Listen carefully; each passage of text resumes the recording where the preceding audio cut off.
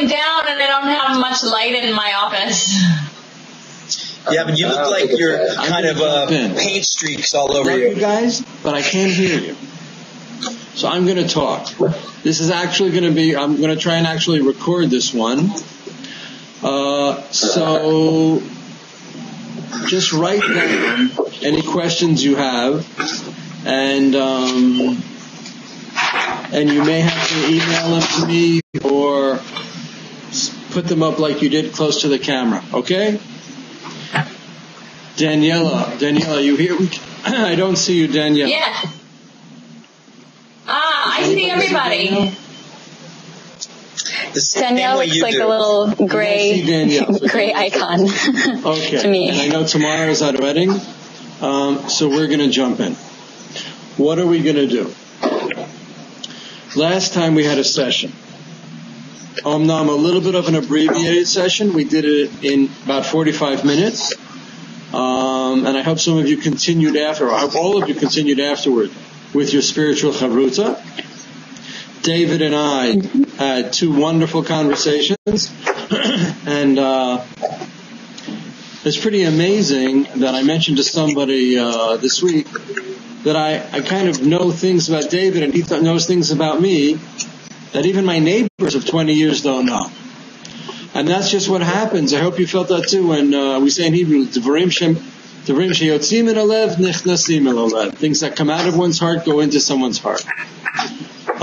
And I loved reading what you guys wrote this week. It was very meaningful. And as you can see, once we create safe space, things just begin to happen. As we said before, the shy animal at the edge of the forest begins to come out. So what I'm going to do for this session is to go backstage and talk a little bit about what happened, why I did what I did, and what are the ideas of an Ayeka session. I'm going to start like this. The session begins. People come into the room. 6, 8, 10, 12 people. They come into the room. What's the first thing we have to do? Remember, what's the goal? Let's think of the end goal. Everything we're going to go through 5 steps. We're going to go through 5 steps. Every step will lead up to the next step. The ultimate step is the most important one, and that's the spiritual chavruta. So everything leads up to that. We have to know what the goal is, where we're going. Why is the spiritual chavruta the most important? That's the sharing at the end of the session, because that's really where we discover who we are, where we listen to someone else, and we begin to personalize and integrate the ideas, where we bring the wisdom from here to here. As it says in the Talmud, Ein adam lomed ela makom shel libo chafetz. A person only learns where their heart is, so we have to bring it into our hearts. That's the spiritual chavruta at the end. We're going to go through 5 steps, each one essential, to get to that point. And the first step is transition. People are running, racing, busy. All of a sudden, they take time out and they come to the session. And that's a lot. They really want to be there. But how hard is it to switch from what you're doing, multitasking life, thinking, processing, planning, juggling, to move into a sacred space? How difficult is that to do? And if we don't somehow transition and become 100 here, then all the beauty of the session is not going to happen. So we have to figure out how to enable the participants to transition. And the first step in doing that is enabling us, ourselves, as facilitators to transition. The first step we have to do is to make sure that we are 100% centered and present at the session. Again, if I'm teaching a class, I'm teaching a sugya, I'm teaching the Talmud, halacha, chumash, parshat hashavua, whatever I'm teaching, I'm just up here. And I can be smart and clear and eloquent even if my heart and my soul are in a different place. Because the words that come out are clear. But if I'm trying to ultimately, in an ayeka session, be a soul that evokes a soul, then my soul has to be present. And that's the first challenge. Because I'm also racing and rushing and juggling. So the first thing is, I have to do whatever I need to do to get myself present. And everyone will have a different way of doing that. How do I do that? Well, first, what works for me is at the beginning of a session for myself, I'll say a little tefillah of 30 seconds just for myself. Just to help me get focused. Please God, help me get focused for the session. Please God, let the session let me be able to help the other people in this session. Then,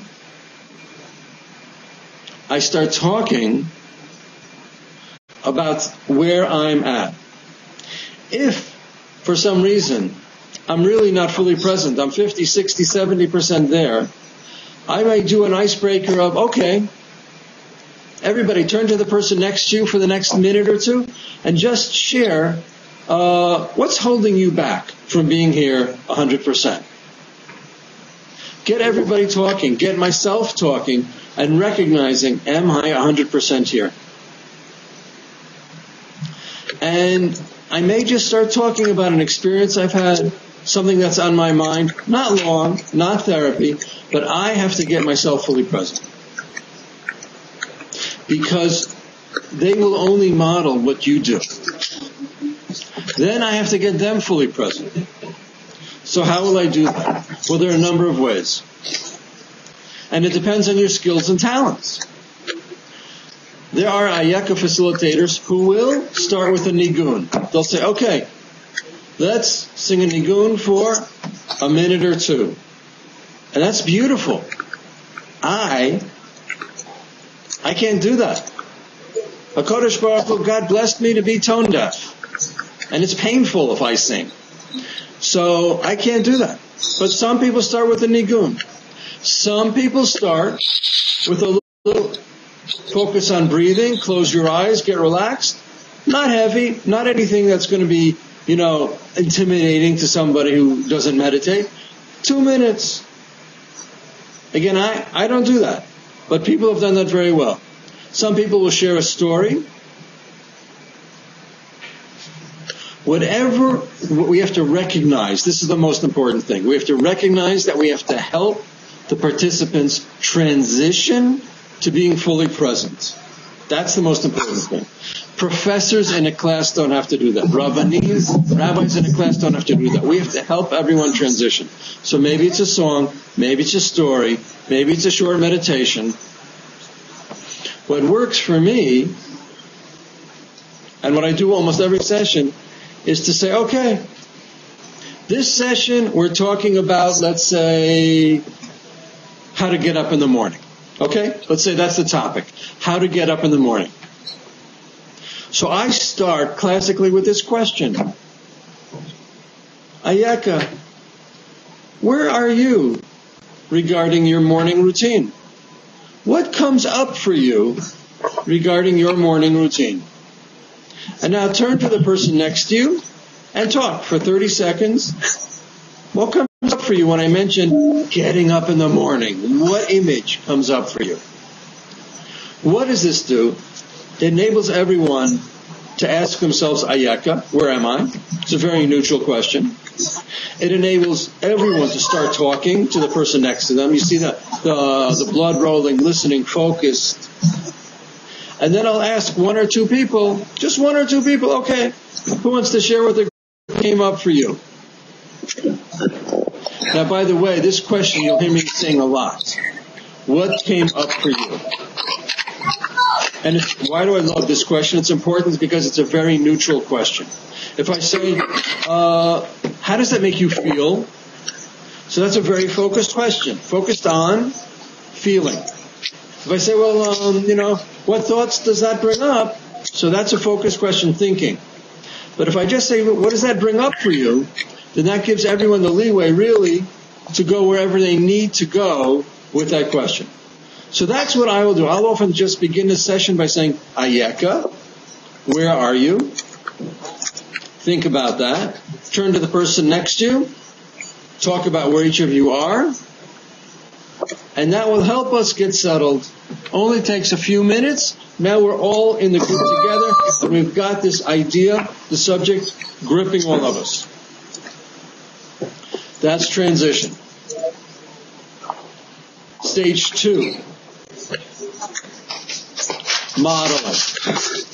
This is probably the most important thing that the facilitator does. I have to show that the subject we're going to be talking about this session is crucially important to me. I have to show that I am personally engaged with the subject, not just here, because it's interesting, but in my life. I have to show getting up in the morning. You know, getting up in the morning sets my whole day. And when I set my whole day, I'm really setting every day. I'm setting my life. And I'm not a morning person. So what does that say about me? And if I get up on the wrong side of bed, if I get up not like a lion, like the Shulchan Aruch says, you know, get up in the morning like a lion. If I get up like like a worm, so what kind of day am I going to have? And I struggle with this. And not only do I struggle with it, but I'm guilty about struggling with it. My wife, she's a morning person. Every morning for 30 years. My wife, Sandra, jumps out of bed at 5:30 in the morning, dark, cold. She jumps out of bed and leaves her sluggard husband snug under the covers, feeling guilty. What a slothful guy I am. And I struggle with it, and I would love to start the day differently. Okay, so this is just an example. I have to model for everyone that this subject that we're doing is relevant and personal with me. Why am I doing this? Because think back to those good old college days. The professor walks into the room and emanates, I am the professor. I am really smart. I've published 12 books, 75 articles. I go to conferences all over the world. I am a leading authority on whatever, Russian literature. And as soon as this introduction is made, whether it's made verbally or it's just implicit, then everybody in the audience, the students are all thinking, wow, he's really or she's really smart. I'm going to try and be smart. I'm going to try and ask a really smart question. And that's the modeling that goes on, the imitation that goes on. Whatever the facilitator brings into the room, that's going to be reflected back by the participants. So what we want to model is, this subject is really crucially important, relevant. I'm engaged in it. I want to grow in it. And I hope that this Jewish wisdom and this group together is going to help me grow personally in this subject. We have to model for them. Listen carefully now. We have to model for all the participants that we are a work in progress. That's the most important thing we have to model for them.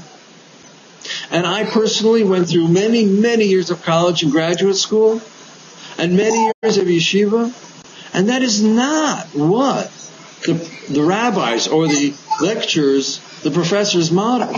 We have to model that we're a work in progress, because that gives them permission to also be works in progress. I once did a retreat. About 5 years ago, I did a retreat, a summer retreat. It was going to be very hard, 5 days in the desert. And we had an opening circle of about 20 people. And there was this one guy in the circle, and he introduced himself like this. He said, my name is Jimmy, and I want you to call me Jimmy. I'm 87 years old. And for 87 years, just lost everybody. For 87 years, I've hated the name Jimmy and wanted everyone to call me James. But I'm a work in progress. I'm a work in progress, and now I want you to call me Jimmy. I'm afraid I lost everybody here. Oh man. We're gonna have to recall for some reason.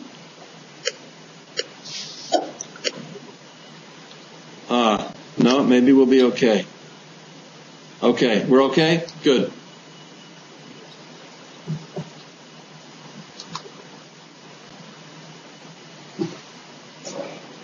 Okay. So this is what we have to model. Good. This is what we have to model. We're a work in progress. Crucially important. Doesn't matter how many times I've taught the subject before, we're a work in progress. Good. So that's the first two steps. Transition, introducing the subject and modeling it. Then what do? We go to Jewish sources. We go to every program of Ayeka has one page of sources. If you had invited me to teach 10 years ago, 15 years ago, I would have brought you 10, 15 sources. The more sources, the better. And I would have found some really eclectic, unusual source, a Zohar, a Sfat Emet, some kind of, to show my, brilliance, etc. That's not what we do anymore. We take just sources, usually one or two sources that'll fit on a page. Usually, one of the sources people will already know and be familiar with. Why is that? Because I'm firmly convinced we know a lot of things here, but it takes a lot of work to bring them here. I did a program for rabbis 2 years ago. A program for rabbis. I think Birdie is just joined. And they asked me to teach a source, and for 2 hours, I taught them Shalom Aleichem, what we sing Friday night. What? That's the source? That's what you're going to give me? That's it? Yeah. And amazing as a spiritual drama of growth. There's so many things we know here.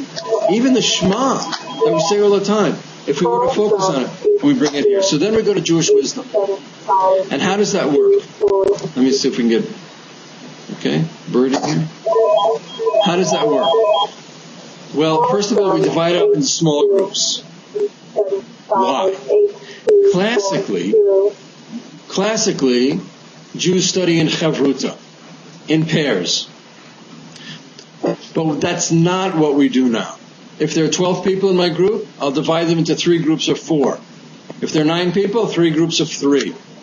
I don't want people to study in Chavruta, in pairs. Not yet. Why is that? For 2 reasons. First reason, we're building in intimacy in the program, in the session. We're building in intimacy. So it's going to culminate with the spiritual chavruta. That's the Tusa. So I'm going to build to that. We're starting now with 3 or 4 people. Can everyone hear me okay? You're still good? Give me a sign of life out there. Yeah? Okay. Yep. Secondly, it's not so simple for somebody who is not familiar with Jewish learning to study in Chavruta. Sometimes people feel uncomfortable with it. Sometimes people feel very insecure about how much they know and how much they don't know. Sometimes it can be uncomfortable socially. What if you paired up with someone else and the other person is very, very quiet? It's uncomfortable. What if they're, socially awkward? It can be uncomfortable. But when we divide up into groups of 3 or 4, we kind of overcome all of those issues. So we'll divide up into groups of 3 or 4. I'll give people 15 minutes, just 15 minutes. They'll look at the sources themselves. What do I do during that time? Nothing. I don't go around to the groups and interject my wisdom. I go around just to make sure that nobody is dominating, that they're not arguing, that everybody has a chance to talk, that they're on track, but I don't get involved. I'm often amazed at how little I do during an Ayeka session, but I don't get involved. Then I bring everybody back after 15 minutes. I'll give them a 2-minute warning. I bring them back after 15 minutes, and I usually say something brilliant. That I went to yeshiva 10 years to learn this pearl of wisdom. I usually start by saying, any comments? That's what I went to wisdom. That's what I became a rabbi for. Any comments? Yeah, and it works. Why? Because we're dealing with adults. We're dealing with intelligent people. And that's really, then I have to make sure, again, nobody monopolizes, nobody dominates, and I want to make sure that the conversation we have as a group, hi Birdie, hi Tamar. Hi, Aryeh. The conversation that we have as a group doesn't go like this. This would be a disaster. If the conversation, let's pretend we're a group right now. And if the conversation went something like this, David says something, Aryeh answers. Zev says something, Aryeh responds. Dov says something, Aryeh asks a question back. That's a disaster, in my opinion. Because it's all focused on me, and it's not focused on the group. We want to create, listen carefully, not a teacher-centered and not a student-centered, but what I call a truth-centered educational encounter. So we want, if people say something and they look at me, I'll often say, okay, what do you think, Kayla? What do you think, Daniela? And keep it in the group. Keep the group together. Okay? It's not a time to... Okay, I think Bertie is joining us. No. It's not a time...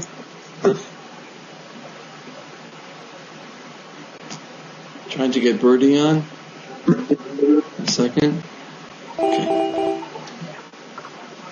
It's the time for the facilitator to control or dominate. Let's just bring Bertie in if we can here. Okay.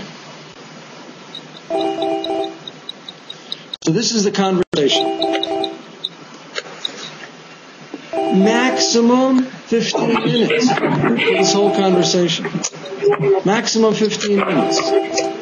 I don't want to play this out because, again, this is just stage 3, and we want to get to stage 5. Stage 1, so let's summarize. Stage 1, transition. Stage 2, modeling by the facilitator. Stage 3, Jewish learning, which includes the learning in Chavruta and the group discussion. And then we go to stage 4. What's stage 4? The experiential part. The experiential part, what did you guys do last week? If you remember, there was a writing exercise.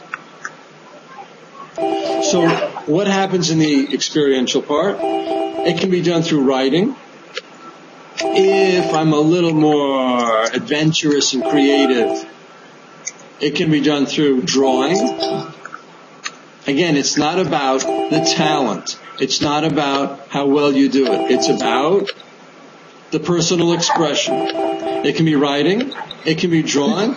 Or, if I really want to shake things up, I've done this many times and it's fantastic, we'll do clay. Believe it or not, clay. And that's fantastic. Because you put a piece of clay into an adult's hand, and immediately he or she becomes 8 years old. And I've done this for boards of educational institutions and very important people, etc.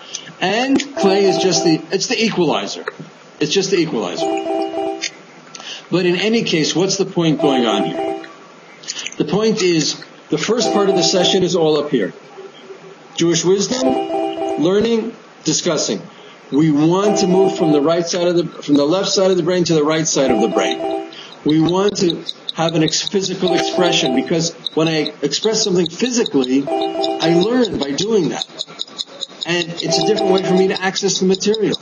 I've been amazed as somebody who does no art in my life, at when I take a crayon or colors and I start drawing something, how I begin to really learn it differently. Give you an example.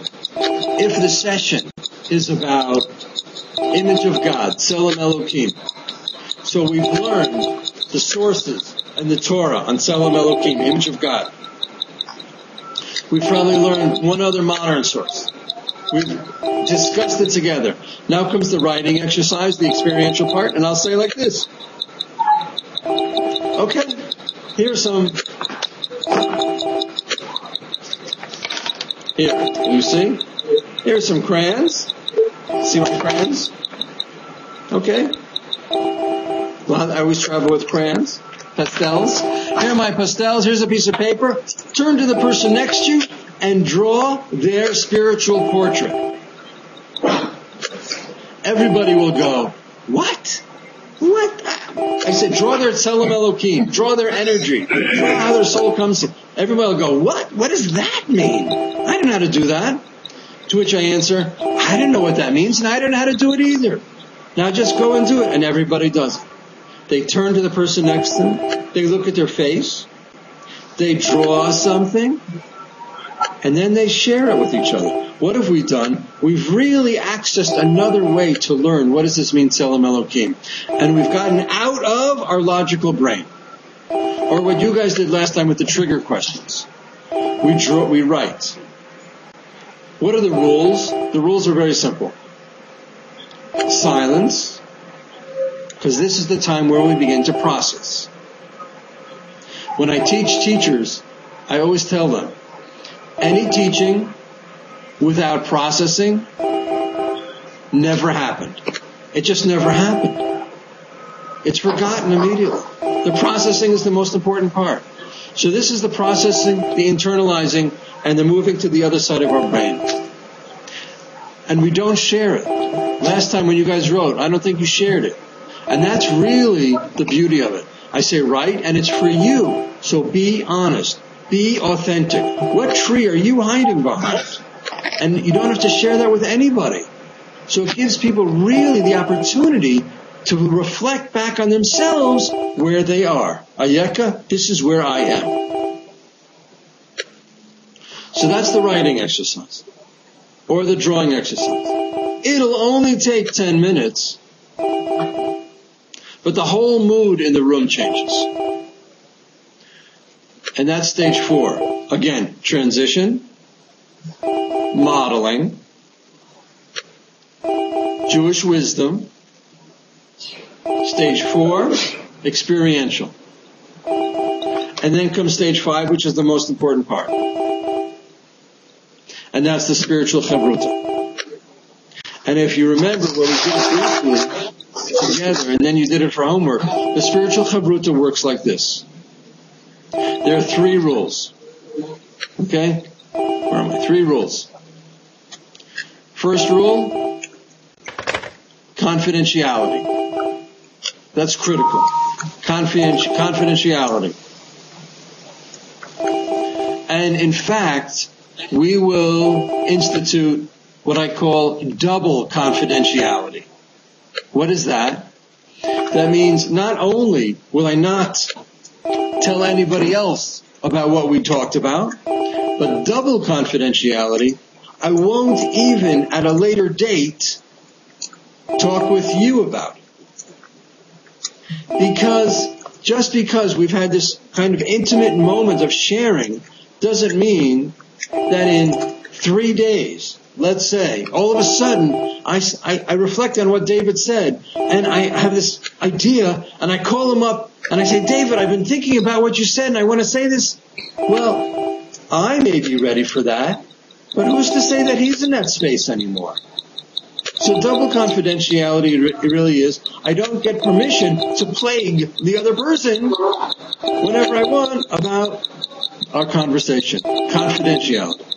Our second rule was deep listening. And we've talked a lot about this, but I just have to talk more about it. Deep listening, active listening, clearing out a space in our lives for someone else. This is very rare today, and it's crucially, beautifully important for things to happen. David and I had a conversation. I couldn't believe how deep it went. And the next day we had another conversation. I couldn't believe how safe I felt to talk to a stranger that I'd never met. How could that possibly be? Because we made a deal. Confidentiality, and I'll share with you if you share with me. So as soon as David was open with me, then I felt very safe to be open with David, and amazing things happened. And when David and I knew him 10 years, after I've forgotten his name, I'll still remember some of the things he said, because we remember the stories. So first rule, confidentiality. Second rule, deep listening. And the third rule, no giving advice. And this is what frees everything up. No giving advice. Somebody just wrote me an email. A total stranger. Said he looked at the Ayeka website because he was interested in learning about Ayeka. But he saw on one of our sessions that we bring a poem from a woman called Mirabai, and she's actually lived about 500 years ago, and she's actually Hindu. So I don't know this person who wrote me this email, and he's never met me, we've never talked. But he graciously offered me unsolicited advice about how terrible that was that we did that, and what kind of Jewish institution could possibly quote from another faith. Well, I don't know if he's right or wrong. I don't know if I'm right or wrong. But I do know that we Jews are so good at offering unsolicited advice and unsolicited judgment. And I just wrote back to him and I said, really? Really? That's how you want to begin the first conversation you have with me? Really? We don't even sense it so much. But when we do this, and I've done this with, again, thousands of people in the last 5 years, I cannot tell you how many people tell me, ooh, it was so hard for me not to give advice. It was so difficult. And third, and even more, in the spiritual chavruta, we have other rules. Things that you're not supposed to say. Such as, oh, I know just how you're feeling. The same thing happened to me. We don't say that. Now you might think, that sounds like a very sympathetic thing, a very empathetic thing. No. What's the problem there? I've totally switched the focus from his talking or her talking to my talking. As soon as I say, oh, the same thing happened to me, it's all about me. You know that famous, who's that woman singer?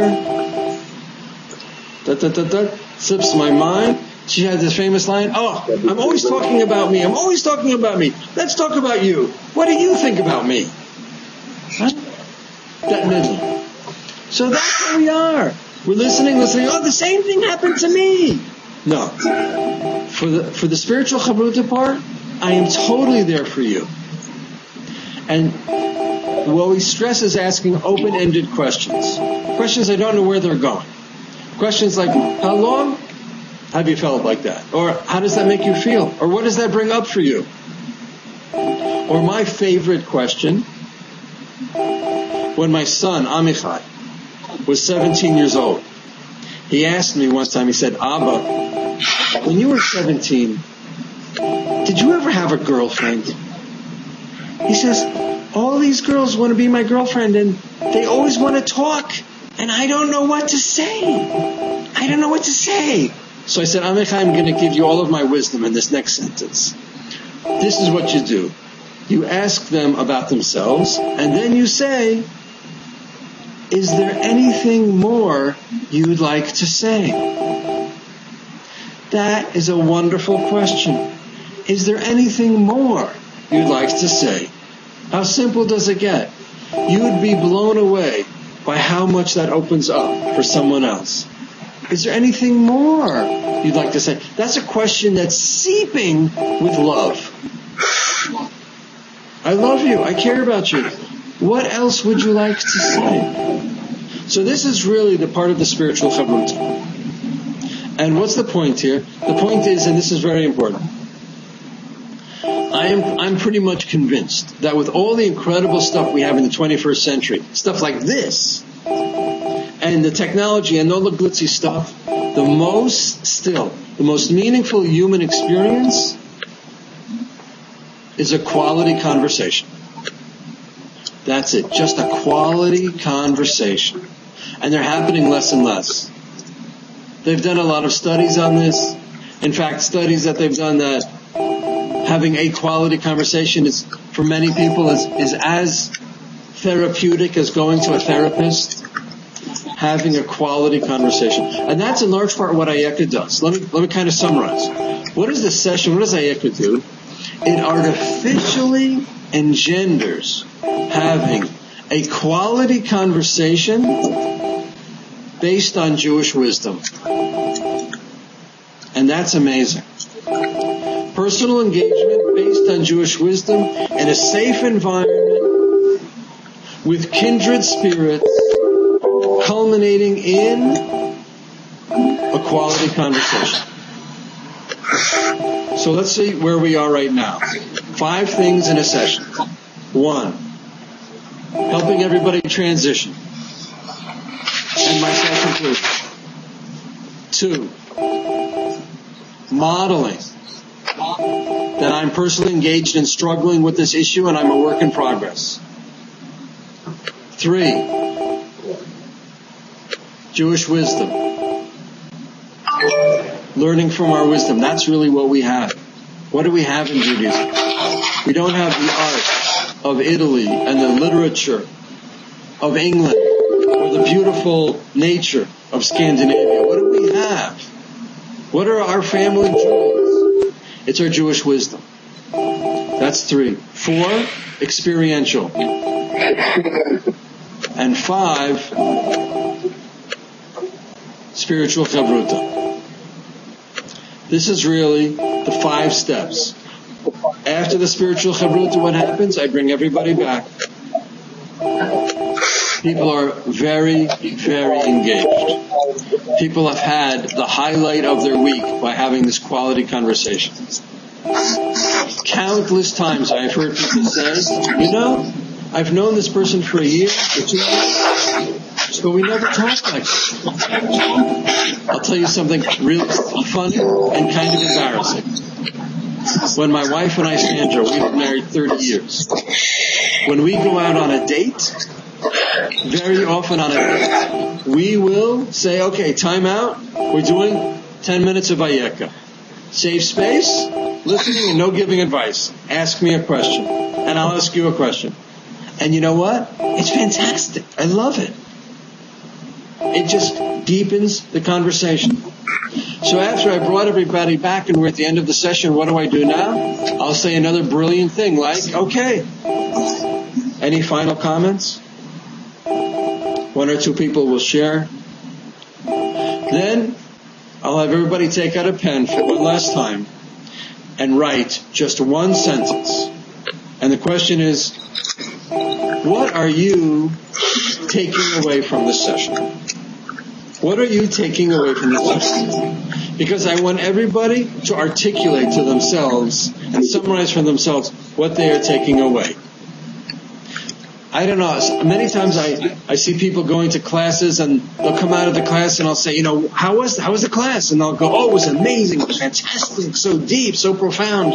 Well, give me a little something. Well, oh no, you had to be there. I can't explain it. Anything else? So big. So I'll say, okay, for yourself, one sentence. What did you get out of this session? And that's very helpful. And maybe somebody will share or maybe they won't. And that's the end. And then comes the most important piece. Then comes the most important piece. And what's that? Listen carefully. The session, the goal of the session is not the session. Again, we put 5 pieces, 5 steps into creating this intimate, unique environment. So much work has gone in and we have to take off another layer or 2. We'll do that next time. But the goal of the session is not the session. The goal of the session is life. Bringing the session into life. That's why there'll always be homework. And if people don't like the phrase homework, it conjures up all kinds of guilt feelings of, school. So I'll just call it TNT. TNT. Till next time. Till next time. And this is how we do the homework. Just like you guys did this week. I'll send out an email list and I'll give everybody a day. Like, okay, Zev, you have Tuesday, Daniela Wednesday, tomorrow Thursday, Kayla Friday. Everyone has a day. And on your day, you email the whole group with a thought or a reflection or an experience based on the session. If the session was, as we said, getting up in the morning, so you'll talk on your day to the whole group. How'd you get up in the morning? And as you can tell, amazing things happen. What amazing things happen? First of all, everyone expresses themselves differently. I had a guy in a group. He never talked. 40-year-old guy, he never opened his mouth. But when it came time to write the email, he used to write a page and a half of poetry. Amazing. And so we really got to know him and learn from him through the email. And some people will be funny, and some people will be reflective. Everyone will be different. But what happens is that from session to session, the group coheres even more. The group gets tighter and tighter during the week.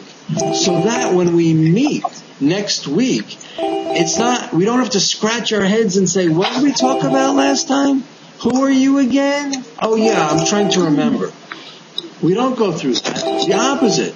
We're tighter and tighter. Now I know you even better because you spoke about this and you wrote about that and you wrote about that. So this is the homework, and it keeps it on our mind all week. And on my day, I don't have to think about where I'm at and what I have to say. So the session brings it into life.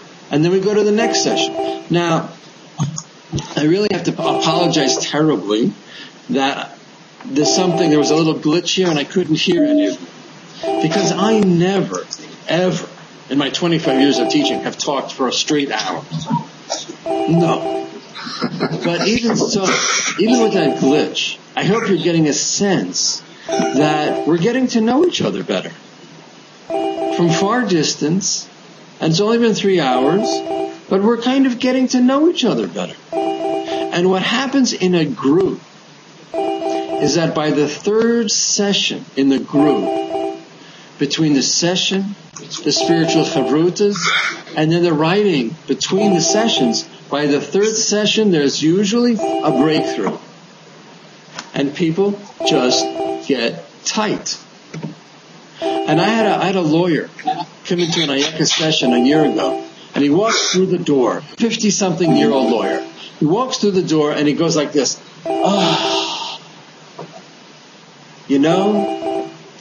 This is the only place during my week that I can really be me. Amazing. Because he knows no one's going to judge him. No one's going to neglect him. And that's a precious environment. So this is what builds and builds during the course of the sessions. Transition. Modeling engagement. Jewish wisdom. And experiential processing. Spiritual chavruta. We have now engaged our minds, our bodies, because we've written something, and our hearts. And we know a lot that today we talk a lot about multiple intelligences. So some people, everyone has an entryway. Everyone has a way to engage. Whether it's through the writing, the talking, the listening, the thinking, everyone will be able to engage. The spiritual chavruta, the summary, and then the homework. It's not rocket science. It's much harder to teach a class than to run an Ayeka session. And personally, I'll share that in my 25 years, and I've taught, hundreds of thousands of classes in 25 years. It was much more work. It was much more stress. But now, as you can see, I come up and all I have to do is really be me. That's what I have to be. Be myself, authentically present, with all of my strengths and weaknesses and what I'm working on. I don't have to play a role. I can just be me. I once taught a class on loving. It was to 5 couples. And 10 minutes before the class, Sandra and I got into a blowout argument. Now I have to go teach a class on loving? So I walked into the class and I said, "Hi guys, guess what? Guess what? We're going to talk about loving as a couple. And I just had a blowout argument with my wife. Yeah, that's how it is, but we're going to talk about it. I just have to be me. I have to be authentic. And I have to come up with these brilliant insights of any comments? Please pick up a pen. Please take a partner." But I will say that even though it's much less stressful, and I do much less, it is incomparably more enjoyable. Because I see powerful things happening in front of my eyes. And that's very exciting. That's very exciting. Okay. So, I've tried actually to record this session. I really hope that worked.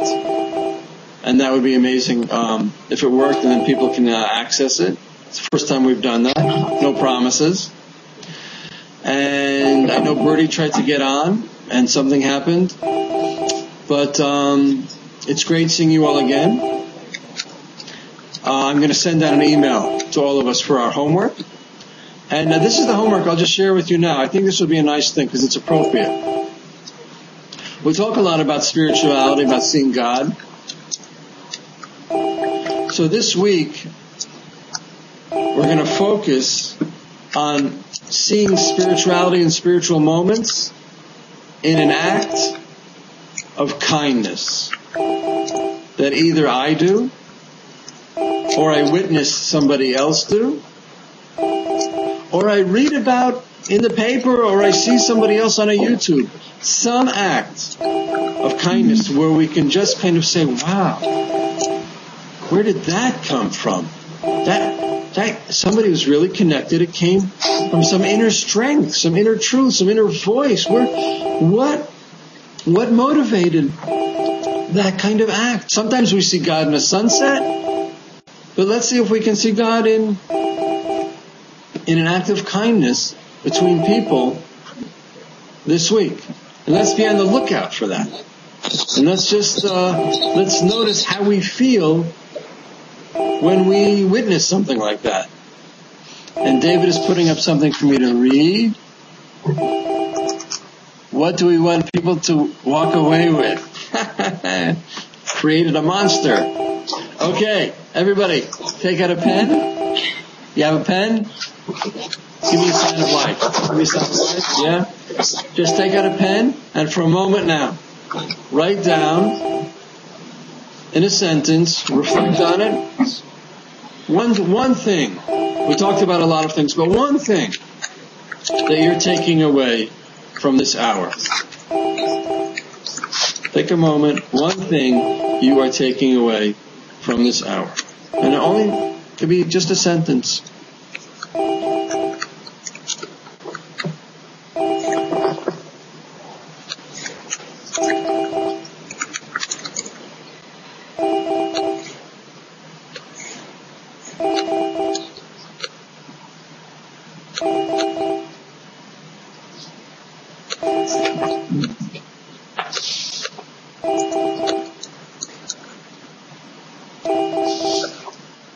Okay. David's showing me something else. Congratulations. What is that? On the structure. Okay, I think I got it. You can say it to everybody because I think they can hear you. Comprehension of the structure to access the heart. Are we supposed to share that? Did everybody hear? Sharing is always optional. Yes? No? Good? Do me a favor, guys, because I can't hear you. So I would really appreciate if everybody would just send me an email with that one sentence that you wrote. Okay? And then I'll send it to everybody. What did you get out of one thing you took away? Because it's interesting to hear there's a lot of wisdom and experience in our room. What is one thing that you took away? Okay? Great. All right. Great seeing you. Great seeing you. I'm going to send you all an email tomorrow, God willing. And I hope you're as excited as I am as this is moving forward. Okay? Give me a sign of life. Okay. Detroit. We'll talk tomorrow. Detroit. See you next time. Later. Take care. See you guys.